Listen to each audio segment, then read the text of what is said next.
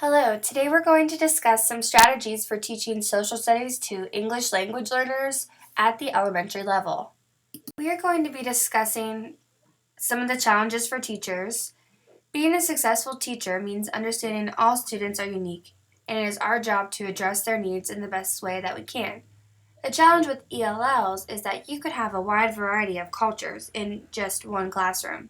This can lead to many communication barriers, in addition to all the different ability levels of your students. This leads to the next challenge of not having a strong academic foundation to build on. We know that in school we begin teaching letters and numbers before we can get into teaching reading and math skills.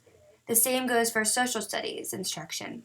The students need to know or have some concept of reading in order to be successful, which is what makes social studies even more challenging for ELLs than other subjects.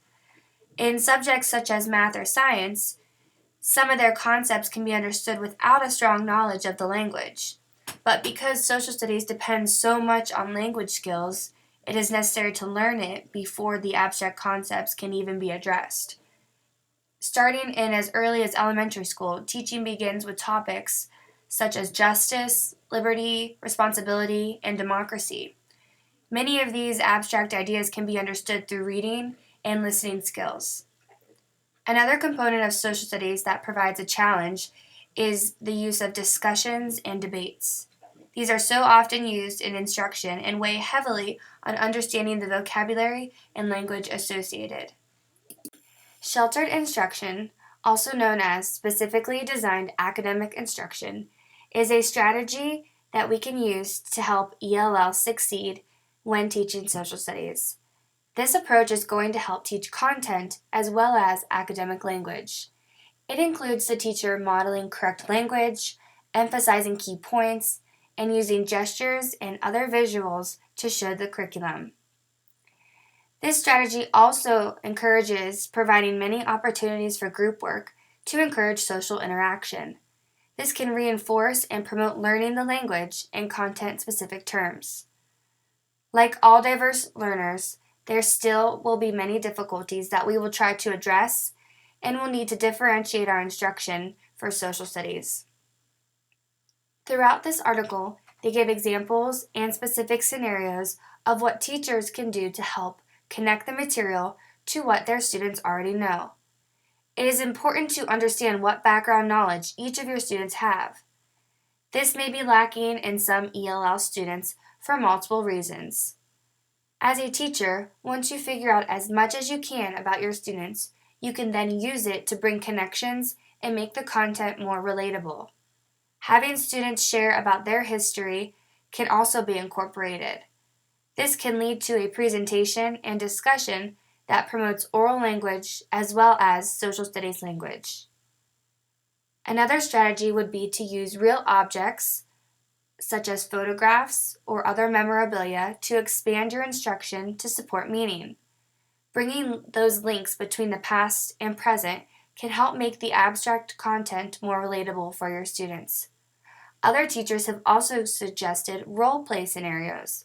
This would get the students actively involved in using the language concepts and discussion that could provide different perspectives on things. Graphic organizers can also help develop academic language for ELL students in social studies. A huge challenge is the amount of reading and writing of complex and sometimes abstract ideas in social studies instruction. Graphic organizers provide a tool for students who are struggling by visually supporting the concepts. They can compare and contrast charts or even use timelines. The process grid allows students to see relationships among ideas, talk with others, and discuss shared information. The students would work in groups to research a specific part of a topic. Then they would post their findings. This would then lead to an oral presentation and discussion of some of the similar and different things throughout the students' projects. Allowing the students to be in a supportive group is very key. Teachers should promote collaboration in order for a strategy like this to work. Pairing students heterogeneously can allow for the support of each other and a necessary positive atmosphere in order to create the least restrictive environment for all students. This is also a good way to differentiate your instruction. Each group can have different goals and instructions based on your students' needs. The development of vocabulary is very important for social studies instruction. Many words in the English language have multiple meanings. This is often the case in social studies texts as well. In order for students to comprehend, we must provide opportunities to use, apply, and practice these words. One strategy is to chunk the words into smaller groups.